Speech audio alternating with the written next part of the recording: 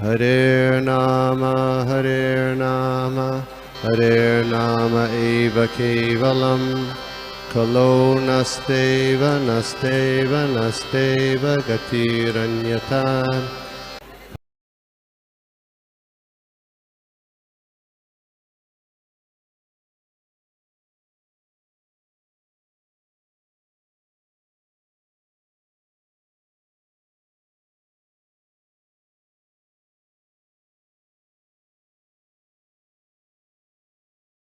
समस्त भक्त जन को प्रणाम।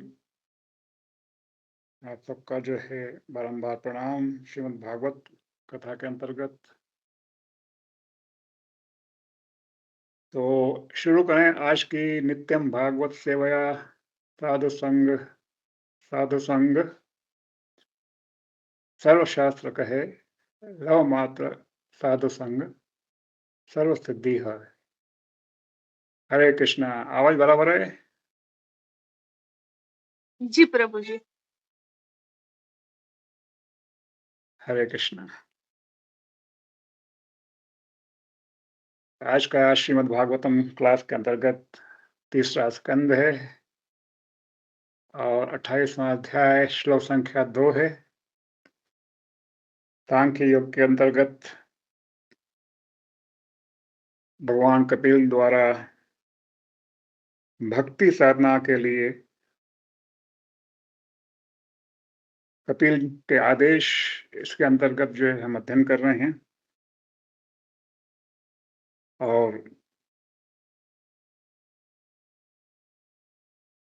श्रीमद् भागवती कथा जो हर लेती है जीवन की हर व्यथा, और इसका जो अध्ययन जो है आज हम करेंगे। इसके अंतर्गत जो है बहुत ही अच्छा श्लोक है ये, वेरी वेरी इंपॉर्टेंट श्लोक। श्लोक संख्या 2 है और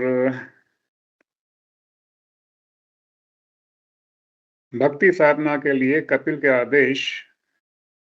और इस अध्याय के पहले ही श्लोक में जो है भगवान बता रहे हैं, श्री भगवान वाच, कि हे माता, हे राजपुत्री, अब मैं आपको योग विधि बताऊंगा जिसका उद्देश्य मन को केंद्रित करना है। इस विधि का अभ्यास करने से मनुष्य प्रसन्न रहकर परम सत्य के मार्ग की ओर अग्रसर होता है। तो श्रीमद् भागवतम के पहले श्लोक के अंतर्गत अंतिम लाइन में क्या बताया गया था?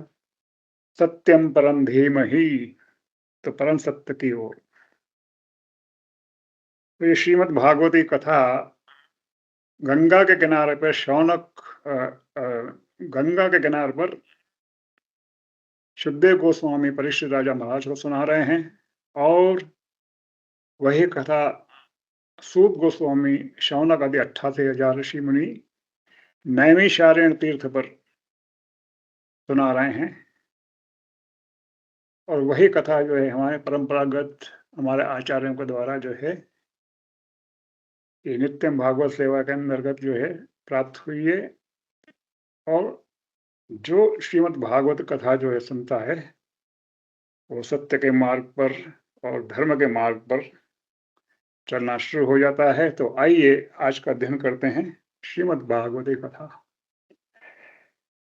ओम नमो भगवते वासुदेवाय, ओम नमो भगवते वासुदेवाय, ओम नमो भगवते वासुदेवाय। नारायण नमस्कृत्य नरं चैव नरोत्तमं देवीं सरस्वती व्यासं ततो जयमुदीरये। नष्टप्रायेषु भद्रेषु नित्यं भागवत सेवया भगवती उत्तमश्लोके भक्तिर्भवति नैष्टिकी। शृणुतां सकथा कृष्णा पुण्यश्रवणकीर्तनः, हृदयन्तः स्तुह्यभद्राणि विधुनोति सुहृताम्। निगमकल्पतरो गलितं फलं सुखमुखादमृतद्रव्यसंयुतं पिबत भागवतं रसमालयम् रसिका भुवि भावुका। सवे पुंसां परो धर्मो यथो भक्ति यदोक्षये अहेतुकी प्रत्यतायात्मासु प्रसीदति। सदा सेव्या श्रीमद्भागवती कथा, यस्य श्रवणमात्रेण हरिचित्तं समास्ये। जन्मैश्वरश्रुतश्रीभिः एदमानमदपुमान् नैव हैति अभिधातुं वै त्वाम् अकिञ्चन गोचरन्। अहो भाग्यं नन्दगोपव्रजोपथाम् यन्मित्रं परमानन्दं पूर्णब्रह्म सनातनम्। समाश्रिताये पदपल्लवप्लवं महत्पदं पुण्ययशो मुरारे। भवाम्बुधरवत्सपदं परं पदं पदं पदं यत् विपदां न तेषाम्। ग्रहेषु विशतां चापि पुंसां कुशलकर्मणां मद्वार्ताया तया मानां न बन्धाय गृहामतः।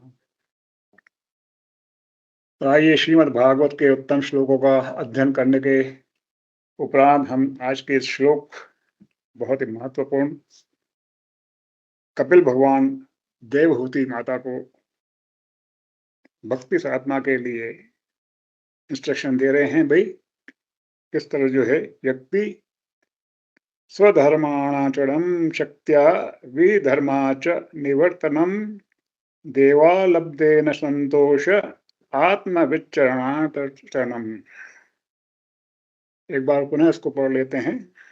आज का श्लोक नंबर 2, स्कंद है 3 और 28वां अध्याय, श्लोक संख्या 2। स्वधर्माचरणं शक्त्या विधर्माच निवर्तनम् देवालब्धेन संतोष आत्मविचरणार्चनम्। तो इनको शब्दों के अंतर्गत जो है पढ़ लेते हैं। स्वधर्म आचरण अपने कर्तव्यों का पालन, शक्त्या अपनी शक्ति भर, विधर्मात् शास्त्र विरुद्ध कर्तव्य से, च तथा निवर्तनम बचते हुए, देवात भगवान की कृपा से, लब्धेन जो कुछ प्राप्त हो उसमें उससे, संतोष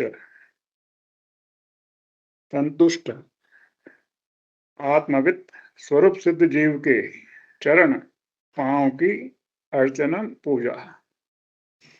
बहुत ही महत्वपूर्ण इसमें शब्द ने पूरे श्लोक के अंतर्गत जो भी शब्द जो हैं ये श्रीमद् भागवतम के श्लोक हैं और हर एक शब्द के अंदर जो है बहुत ही गहन जो है इसका अर्थ जो है समाया हुआ है। स्वधर्म आचरण अपने कर्तव्यों का पालन, व्यक्तियों को अपने अपने कर्तव्य जो है पालन करने होते हैं और कौन से कर्तव्य हैं वो सब बताया गया है। शक्तियां अपनी शक्ति भर, तो इसका अनुवाद और तात्पर्य श्रील प्रभुपाद के द्वारा, जय श्रील प्रभुपाद की जय, इस प्रकार है अनुवाद। मनुष्य को चाहिए कि यथाशक्ति अपने कर्तव्यों का पालन करे और उन कर्तव्यों को न करे जो उसे नहीं करने हैं। उसे ईश्वर की कृपा से जो भी प्राप्त हो उसी से संतुष्ट रहना चाहिए और गुरु के चरण कमलों की पूजा करनी चाहिए। तात्पर्य बहुत ही सुंदर है। इस श्लोक में कई ऐसे महत्वपूर्ण शब्द हैं, बहुत ही महत्वपूर्ण, जिनकी विशद व्याख्या की जा सकती है, किंतु हम हर एक के कुछ महत्वपूर्ण पहलुओं की ही व्याख्या करेंगे। अंतिम कथन है कि आत्म विचरणार्चनम, आत्मविद का अर्थ है स्वरूप सिद्ध जीव या प्रामाणिक गुरु। जब तक मनुष्य स्वरूप सिद्ध नहीं रहता और परमात्मा के साथ अपने संबंध को नहीं जानता, वह प्रामाणिक गुरु नहीं बन सकता। यहाँ पर यह संस्तुति की गई है कि प्रामाणिक गुरु की खोज करके उसकी शरण में जाना चाहिए, क्योंकि उससे प्रश्न करके तथा उसकी पूजा करके आध्यात्मिक कार्यों को सीख सकता है। पहली संस्तुति है स्वधर्म आचरण। जब तक हम यह शरीर धारण किए हुए हैं तब तक हमारे लिए कुछ कर्मों की संस्तुति की गई है। ऐसे कर्मों को 4 सामाजिक श्रेणियों में बाँट दिया गया है: ब्राह्मण, क्षत्रिय, वैश्य तथा शूद्र। इन विशिष्ट कर्मों का उल्लेख शास्त्रों में विशेष रूप से भगवद गीता में मिलता है। स्वधर्माचरण का अर्थ है कि मनुष्य को समाज के विशेष वर्गों के लिए संस्तुत कर्मों का पालन श्रद्धापूर्वक तथा शक्ति भर करना चाहिए। उसे किसी दूसरे का कर्म अपने ऊपर नहीं ओढ़ लेना चाहिए। अति यदि वह किसी विशेष समाज या जाति में उत्पन्न हुआ है तो उसे उसके संस्तुत कर्मों का पालन करना चाहिए। किंतु यदि कोई इतना भाग्यशाली है कि वह आध्यात्मिक पहचान के स्तर पर उठकर समाज का जाति विशेष में जन्म की उपाधि से ऊपर उठ जाता है, तब उसका स्वधर्म या कर्म एकमात्र भगवान की सेवा कर रह जाता है। जो कृष्ण भक्ति में उन्नत है, उसका वास्तविक कर्म भगवान की सेवा करना है। जब तक वह देहात्म बुद्धि में रहा आता है, तब तक वह सामाजिक परिपाटी के अनुसार कर्म करता है, किंतु आध्यात्मिक पद तक उठ जाने पर उसे केवल भगवान की सेवा करनी चाहिए। यही स्वधर्म का वास्तविक कार्यान्वयन है। ओम अज्ञानतिमिरन्धस्य ज्ञानाञ्जनशलाकया चक्षुरुन्मिलितं येन तस्मै श्रीगुरुवे नमः। श्रीचैतन्यमनोभीष्टं स्थापितं येन भूतले स्वयं रूपकदा मह्यं ददाति स्वपदान्तिकम्। वन्देऽहं श्रीगुरू श्रीयुतपदकमलं श्रीगुरुं वैष्णवांश्च श्रीरूपं सागरजातं सहगना रघुनाथान्वितं तं सजीवं साद्वैतं सावधूतं परिजनसहितं कृष्णचैतन्यदेवं श्रीराधा कृष्णपादां सहगनललिता श्रीविशाखान्वितांश्च। नमो ओम विष्णुपादाय कृष्णपृष्ठाय भूतले श्रीमते भक्ति वेदांत स्वामी नामने नमस्ते सारस्वती देवे गौरवाणी प्रचारणे निर्विशेष शून्यवादी पाश्चात्य देशधारिणे नमो महावदन्नाय कृष्ण प्रेम पदाय ते कृष्णाय कृष्णचैतन्य नामने गौरस्वे नमः। नमो भवनाय देवाय गो ब्राह्मणाय च जगत्ताय कृष्णाय गोविंदाय नमः। हे कृष्ण करुणा सिंधु दीनबंधु जगतपते गोपेश गोपिका कांत राधा कांत नमस्ते।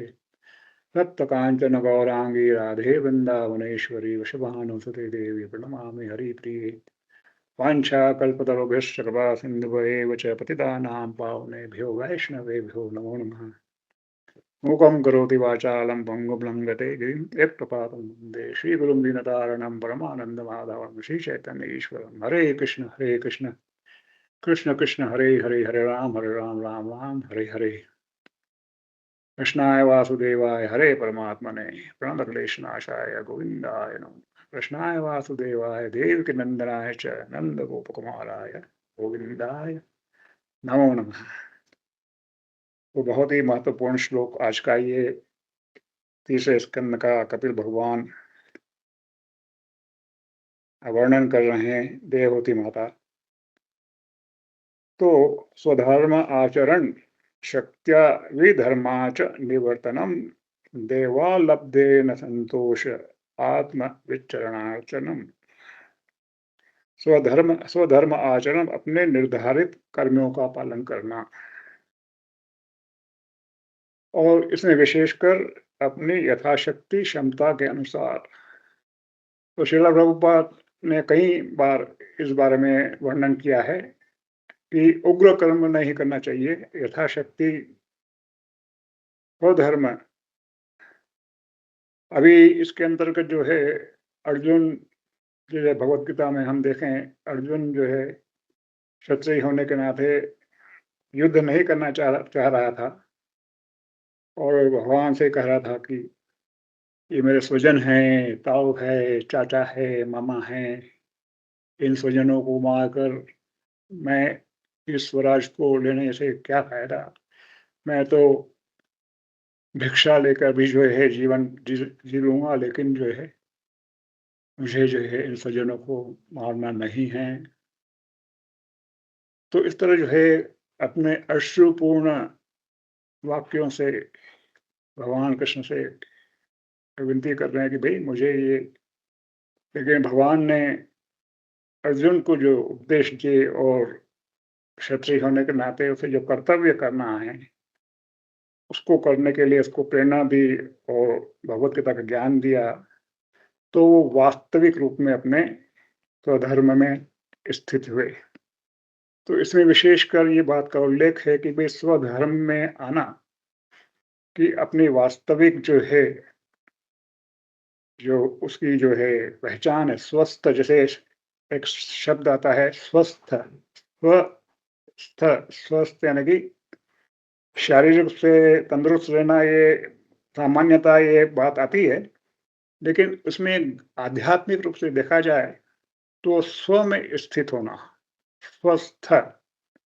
तो इसी श्लोक में जो है स्वधर्म आचरण जो व्यक्ति का कर्तव्य बनता है, इसके बारे में विशेषकर उल्लेख किया गया है।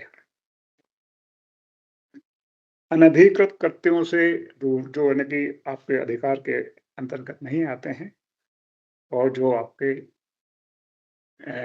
धर्म के अनुसार जो है यानी कि इसकी प्रोहिबिटेड है, उनको जो है उनसे बचना, व्रत रहना, भगवान की कृपा से जो कुछ मिल जाए उसमें संतुष्ट रहना, जो प्राप्त हो जाए, संतुष्ट सततम योगी यथात्मा दृढ़ निश्चय, और दृढ़ निश्चय के साथ अपने जीवन को स्व साक्षात्कारी आत्मा गुरु के चरणों की पूजा।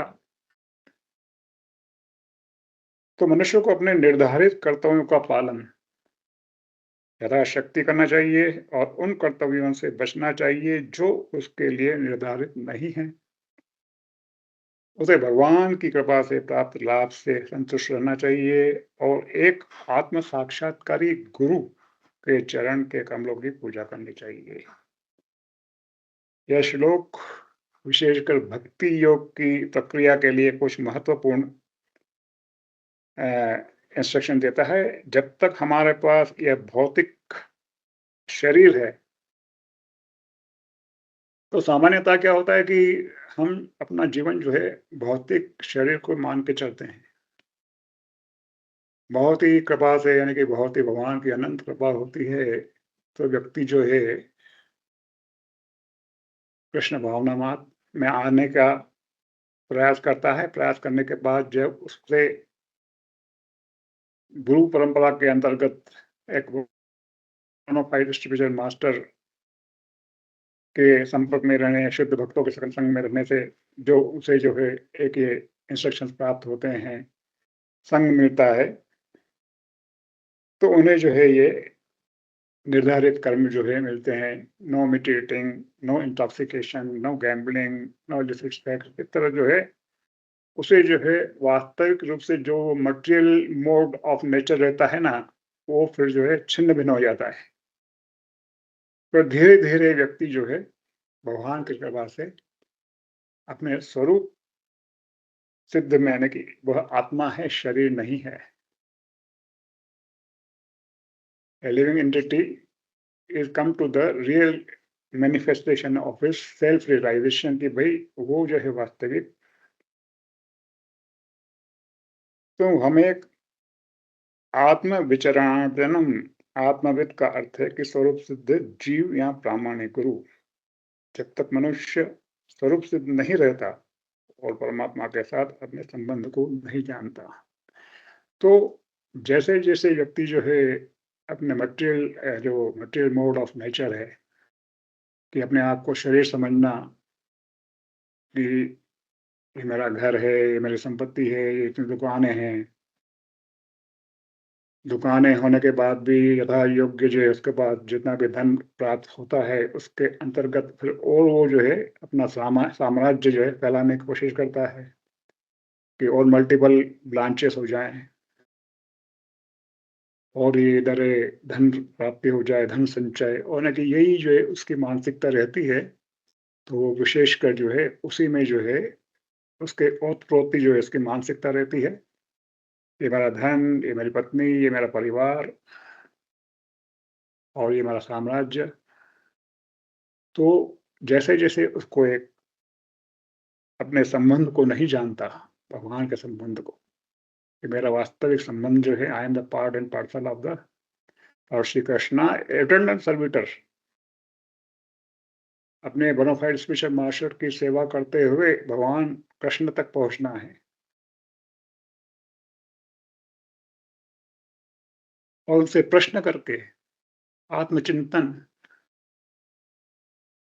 और धर्मचारण विधर्मात, यानी कि उन पर जो धीरे-धीरे जैसे ही उसको जो है ये अच्छा संग मिलता है शुद्ध भक्तों का, फिर धीरे-धीरे वो कुसंग से बचता है, जो उसे चीज़ें नहीं करना चाहिए, उससे जो है विरक्त रहता है और भगवान की कृपा से उसका मार्ग जो है प्रशस्त हो जाता है और वो जो है the goal of the life, यानी कि मनुष्य चोला लेने का जो है एकमात्र जो है द क्या बोलते हैं ultimate the goal of the taking इन मानव चोले में जन्म लेने का एकमात्र उद्देश्य जो है इस 84 के जो चक्कर से जो है छूटकर भगवान की भक्ति, प्रेमा भक्ति के अंतर्गत जो है, तो ये तात्पर्य में यही जो कहा गया कि पहले संस्तुति है कि स्वधर्म आचरण। जब तक हम यह शरीर धारण किए हुए हैं, हमारे लिए कुछ कर्मों की संस्तुति की गई है और भगवत गीता में भी विशेषकर श्रील प्रभुपाद ने अपने तात्पर्य में और कई श्लोकों में इसके बारे में विशेषकर उल्लेख किया है। विशेषकर हम जाएं कि दूसरे अध्याय के 31वें श्लोक में भी ये कहा गया है, स्वधर्म अपि चावेक्ष न विकम्पितु महर्षि धर्माद्वि युद्धार्थ श्रेयो अन्यत क्षत्रियस्य न विद्यते। क्षत्रिय होने के नाते अपने विशिष्ट धर्म का विचार करते हुए तुम्हें जानना चाहिए कि धर्म के लिए युद्ध करने से बढ़कर तुम्हारे लिए अन्य कोई कार्य नहीं है, अतः तुम्हें संकोच करने की आवश्यकता नहीं है। ये जो है भगवान जो है इंस्ट्रक्शन दे रहे हैं अर्जुन को, जब अर्जुन जो है युद्ध मैदान में अपने स्वजनों को देखकर जो है युद्ध न करने की और बड़े-बड़े जो है पंडितों जैसे वाक्य और दृष्टांत जो है वो अपने व्यक्त कर रहा था, तो भगवान स्वयं उनसे बोलते हैं कि स्वधर्म अपि चावेक्ष्य न विकम्पितु महर्षि। तो वो जो है तभी जो है संभव हो पाएगा जब स्वधर्म आचरण। और फिर अगले श्लोक में भी ये कहा गया है, जो तीसरे अध्याय भगवत गीता के 35वें श्लोक में कहा गया है कि श्रेयान् स्वधर्मो विगुणः परधर्मात्वनुष्ठितात् स्वधर्मे निधनं श्रेय परधर्मो भयावह। अपने नियत कर्मों को दोषपूर्वक ढंग से संपन्न करना भी अन्य के कर्मों को भली भांति करने से श्रेयस्कर है। शिवीय कर्मों को करते हुए मरना पराय कर्मों में प्रवृत्त होने की अपेक्षा श्रेष्ठतर है, क्योंकि अन्य किसी के मार्ग का अनुसरण भयावह होता है। तो विशेषकर और 18वें अध्याय में भी भगवान विशेष रूप से बता रहे हैं, श्रेयान् स्वधर्मो विगुणः परधर्मास्वतनुष्ठितात् स्वभाव नियतम कर्म कर्वान्नप्नोति किल्बिषम्। किल्बिषम् अपने वृत्तिपरक कार्य को करना, चाहे वह कितना भी त्रुटिपूर्ण ढंग से क्यों न किया जाए, अन्य किसी के कार्य को स्वीकार करने और अच्छी प्रकार की अपेक्षा अधिक श्रेष्ठ है। अपने स्वभाव के अनुसार निर्दिष्ट कर्म कभी भी पाप से प्रभावित नहीं होते। तो विशेषकर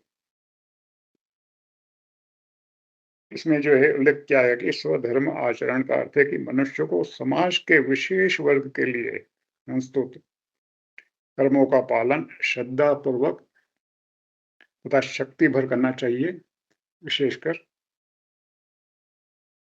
उसे किसी दूसरे कर्म का दूसरे का कर्म अपने ऊपर नहीं ओढ़ लेना चाहिए। लेकिन इसमें विशेषकर श्रील प्रभुपाद अपने परपट में ये भी बताते हैं कि भई किंतु यदि कोई इतना भाग्यशाली है कि वो आध्यात्मिक पहचान के स्तर तक उठकर समाज या जाति विशेष में जन्म की उपाधि से ऊपर उठ जाता है, तब उसका स्वधर्म या कर्म एकमात्र भगवान की सेवा रह जाता है। इसमें जो है विशेषकर जो है नारद मुनि जो है अपना जो है दृष्टांत बता रहे थे व्यासजी के द्वारा। व्यासदेव और ये पहले स्कंद के अंदर छठे अध्याय में विशेषकर उल्लेख आता है नारद मुनि का।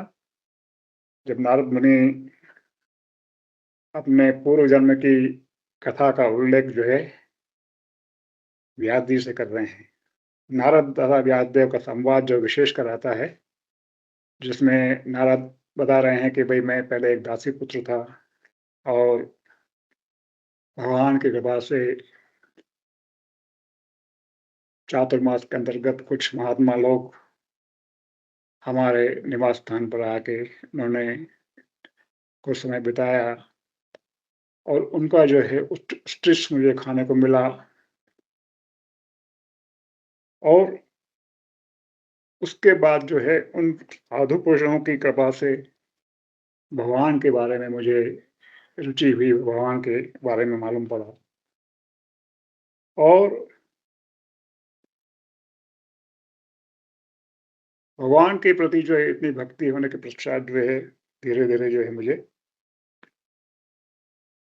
मैं भगवान की तरफ जो है उन्मुख हुआ और उसकी कृपा से जो है मुझे इन संतों के संग से, उनके उत्कृष्ट गाने से, उनके इंस्ट्रक्शन से फिर मैं जो है निकल पड़ा भगवान के दर्शन करने के लिए। तो नारद मुनि बता रहे हैं कि भाई किस तरह जो है मेरे को भगवान के दर्शन की तरफ जो रुचि उत्पन्न हुई, उसके अंदर कई ऐसे विघ्न भी आए, लेकिन मैं बगैर किसी रुकावट के आगे बढ़ता गया और अंततः जो है भगवान के मेरे दर्शन हुए क्षणिक मात्र। फिर जो है जब सारी आशंकाएं तथा निजी अभाव दूर हो जाते हैं, तो दिव्य पदार्थ में आदर्श श्रद्धा होती है और उसके प्रति अधिक अनुपात में रुचि बढ़ती जाती है। इस तरह नारद की जो है उसकी रुचि बढ़ती गई। इस अवस्था में आकर्षण उत्पन्न होता है और उसके बाद भाव की अवस्था प्राप्त होती है, भगवान के प्रति भाव, जो भगवत प्रेम की पूर्व की अवस्था है। वे सारी अवस्थाएं दिव्य प्रेम के विकास की विभिन्न अवस्थाएं हैं। इस प्रकार दिव्य प्रेम से सिक्त होने पर वियोग विरह की प्रबल अनुभूति होती है। तो भगवान जो है उसे क्षणिक दर्शन करने के बाद जब अंतर्ध्यान हो गए, तो नारद की जो है रुचि विरह और विरह की व्याकुलता बढ़ती गई। भक्त के नेत्रों से अश्रुपात होना स्वाभाविक क्रिया है और चूंकि श्री नारद ने पूर्व जन्म में घर छोड़ने के तुरंत बाद ही यह अवस्था प्राप्त कर ली थी, अतः उसके लिए भगवान की उपस्थिति को देख पाना सरल था, जिसे उन्होंने अपनी विकसित आध्यात्मिक इंद्रियों के द्वारा सहज ही अनुभव कर लिया। यानी कि जब इंद्रियां जो है भगवान के प्रति विकसित हो जाती है। हे व्यासदेव, व्यासदेव को अपना अपना पूरा जो है ये वो पूर्व जन्म की ये वृतांत सुनाते बता रहे हैं कि भाई उस समय प्रसन्नता की अनुभूति होने के कारण मेरे शरीर का अंग प्रत्यंग पुलकित हो रहा। आनंद के सागर में मग्न होने के कारण मैं अपने आप को और भगवान को भी नहीं देख सका। यानी कि आनंदम बुद्धिवर्धनम प्रतिपदम पूर्णाम तस्वादनम सर्वात्मासनपनम परम विजयते श्री कृष्ण संकीर्तनम। तो नारद जो है अपने स्वरूप को भूल गए और भगवान को फिर जो है जब उनके दर्शन हुए मात्र से उनका जो रोम रोम जो पुलकित हो उठा और फिर नारद जो है विशेषकर ये जो है इस अध्याय 6 पहले स्कंद के अध्याय 6 में नारद और व्यासदेव का संवाद है।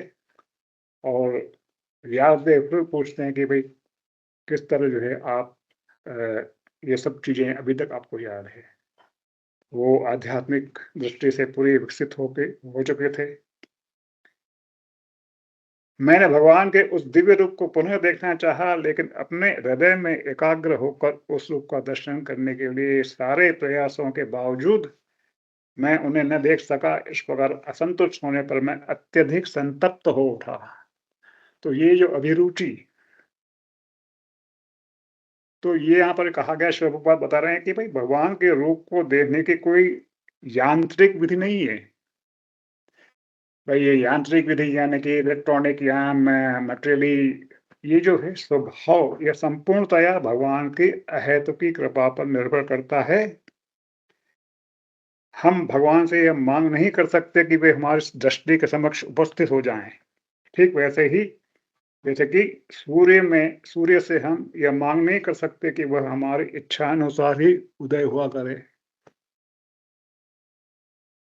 तो ये जो विशेषकर तभी संभव हो पाएगा जब व्यक्ति भगवान की कृपा से आत्म विचराचनम, आत्मविद का अर्थ है कि स्वरूप सिद्ध जीव, अपने स्वरूप सिद्ध में आना कि भाई मैं शरीर नहीं बल्कि आत्मा हूं, और मेरा जो है आत्मा का विशेष जो है कार्य है भगवान के साथ संबंध स्थापित करना, और पारंपरिक गुरु परंपरा के अनुसार एक बोनाफाइड स्पिरिचुअल मास्टर की खोज करके उनके चरणों की सेवा करके श्रद्धा पूर्वक यथा योग्य शक्ति भर करना चाहिए। और किसी दूसरे का धर्म जो है कितना भी यानी कि प्रलोभन देने वाला क्यों ना हो, दूसरा धर्म, उसे कभी नहीं लेना चाहिए। अपने स्वरूप धर्म में स्थित होकर। और श्रील प्रभुपाद इसमें विशेषकर ये बता रहे हैं कि भाई जो कृष्ण भक्ति में जो उन्नत हैं, उसका वास्तविक कर्म भगवान की सेवा करना है। वापस ये बस इतने कि भाई जैसे भाई हाथी हाथी स्नान बोलते हैं ना, श्रील प्रभुपाद ने इसमें बारे में कई बार उल्लेख किया है। हाथी स्नान जैसे हाथी को अच्छी तरह नहलाया गया और फिर वो हाथी फिर वापस जो है धूल भरे वहां पर गया, और फिर वापस उस सूंड से जो अपने आप को पूरी जो है धूल वूल जो है पूरी लगा ली। तो विशेषकर जो है इसमें उन्नत यानी कि उत्तरातोर उत्तरातोर उन्नति होती जाए, उत्तरातोर जो है उन्नति हो जाए। इसमें ये भी जो खतरा होता है कि आदमी जो है उन्नत होते ही होते गिर भी सकता है, या उसी प्लेटफॉर्म पर रह सकता है, या फिर उसी प्लेटफॉर्म से ऊपर भी उठ सकता है। तो ये विशेषकर तभी संभव हो पाएगा कि भाई अगर उसे भगवान के प्रति भक्ति में आगे उत्तरोत्तर जो है उन्नति करना है, तो सततं कीर्तयन्तो माम अनन्यास चिन्तयन्तो माम ये जना परिपासते तेषां नित्यभियुक्तानां योगक्षेममहम्। So, but those who always worship me exclusively with devotion, meditating on my transcendental form, to them I carry what they lack and I preserve what they have. तो इसमें जो है विशेषकर कपिल भगवान सांख्य योग के अंतर्गत जो है माता देवहूति को श्रीमद् भागवतम कथा के अंतर्गत ये उपदेश दे रहे हैं। और देवहूति बड़ी उत्सुकता से, लगन से, रुचि लेते हुए प्रश्न पूछती जा रही है। और भगवान की कृपा से ये दिव्य व्याख्यान जो है हमें ये श्रीमद् भागवती कथा के अनुसार, जो कि गंगा के किनारे पर सुखदेव गोस्वामी परीक्षित राजा को सुना रहे थे, और वही कथा सूत गोस्वामी शौनक आदि 88,000 ऋषि मुनियों को सुना रहे थे, वो परंपरागत हमें यहाँ पर मिल रही सुनने के लिए बड़े भाग्य का विषय है। और आगे भी कपिल भगवान हमें एक दिव्य ज्ञान का जो है आख्यान हमें आगे सुनने को मिलेगा। और श्रीमद् भागवती कथा जो हर लेती है जीवन की हर व्यथा, क्यों ना उसे बनाया जाए प्रथा। श्रीमद् भागवती कथा वो प्रथा बन चुकी है, नित्यम भागवत सेवया। आप सब भक्तों की जय, और गोपीमल प्रभु की जय। हरे कृष्ण कृष्ण कृष्ण हरे हरे, हरे राम राम राम हरे हरे। भक्तों का कुछ प्रश्न हो या कोई आपस में टीका टिप्पणी या कोई शंका या कुछ। हरे कृष्णा।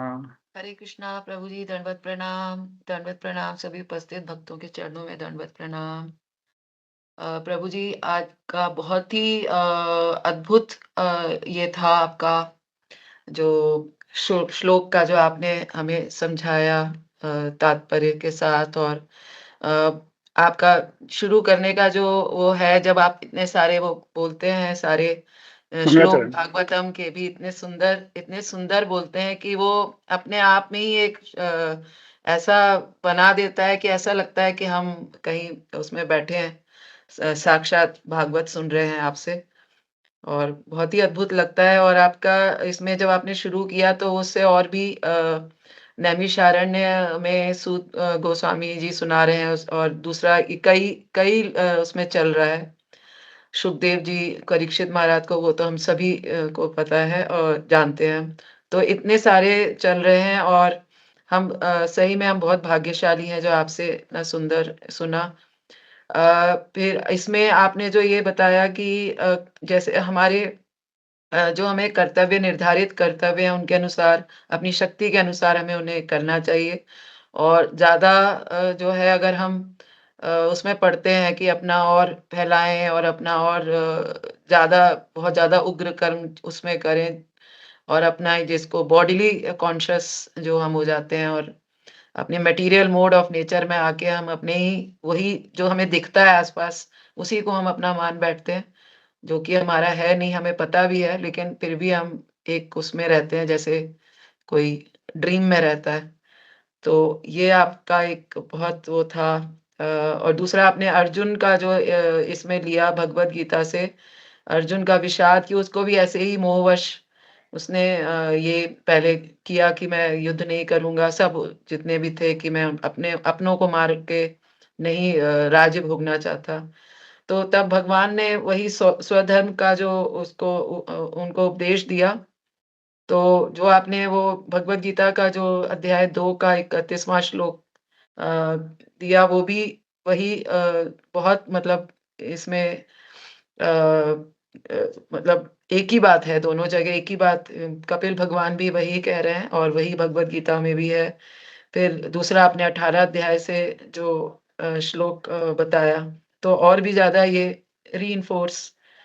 और स्वस्थ का जो आपने वो किया, संधि विग्रह करके बताया, वो सही में हमें अब लगता है कि स्वस्थित मतलब अपने आप में अगर हम स्थित हैं, अपनी नेचर जो हमारी साइकोफिजिकल नेचर जिसको हम कहते हैं, अ, उसमें स्थित है, तो हम शायद स्वस्थ भी तभी रह सकते हैं। जब हम जो हमारा धर्म है, जो हमारा कर्तव्य है, स्वधर्म है, तभी हम स्वस्थ भी रह सकते हैं। जब हम अपने नेचर से थोड़ा डिविएट होते हैं और किसी उसमें, तो हम डिस्टर्ब भी हो जाते हैं, और शायद इसीलिए हमारा स्वास्थ्य भी बिगड़ता है।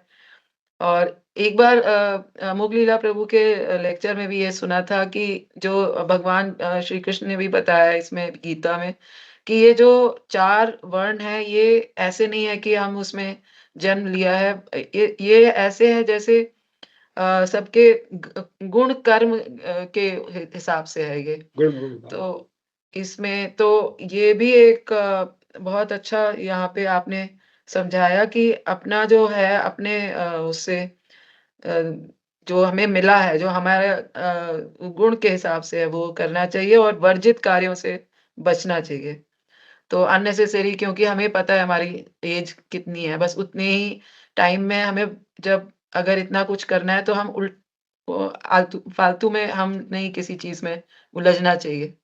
ये सब बेकार की चीज़ें हैं, अगर हम किसी और चीज़ में उलझते हैं जो हमारे उसके उसमें नहीं है, ये आपने बताया। फिर नारद मुनि का भी जो आपने एक वो लिया, वो बहुत ही सुंदर था कि नारद मुनि ने जो अपना व्यास गुरु को बताया कि पूर्व जन्म में कैसे उनका हुआ, दोबारा जन्म हुआ उनको श्रापवश, और फिर उनको लेकिन सौभाग्य मिला कि वैष्णवों का उच्छिष्ट खाने के लिए मिला, तो उससे उनकी चेतना का विकास होके और फिर वो उनको एक झलक मिली बस भगवान की, और वो झलक दोबारा पाने के लिए वो इतने उत्कंठित हो गए। और तो ये एक बहुत बड़ा वो ये है कि अगर हम वैष्णवों का इसमें जो है संग और उनकी सेवा, और जो वित्त जो गुरु महाराज और उनकी सेवा से हमें क्या मिल सकता है? ये कितनी बड़ी चीज़ होती है जो कि हम नारद मुनि के उससे देख सकते हैं उदाहरण से। और ये भी आपने एक बहुत अच्छा बताया कि हाथी का स्नान का जो कि हम 1 स्टेप 2 स्टेप आगे जाते हैं और फिर हमें थोड़ा-सा वो लगता है अरे हम तो कर रहे हैं, फिर हम पीछे आ जाते हैं। और तो वो उसी तरीके से है कि स्नान किया और हाथी दोबारा अपने आप को धूल-मिट्टी डाल के गंदा कर लेता है।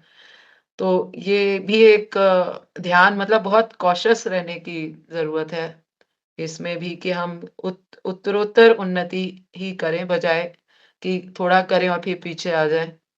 तो बहुत अच्छा क्या आपने ये आज it was really eye opening कि इन चीज़ों का ध्यान रखना चाहिए। Thank you Prabhu ji for a Hare wonderful Krishna, class, for such excellent Hare class. Krishna. Thank you Prabhu ji.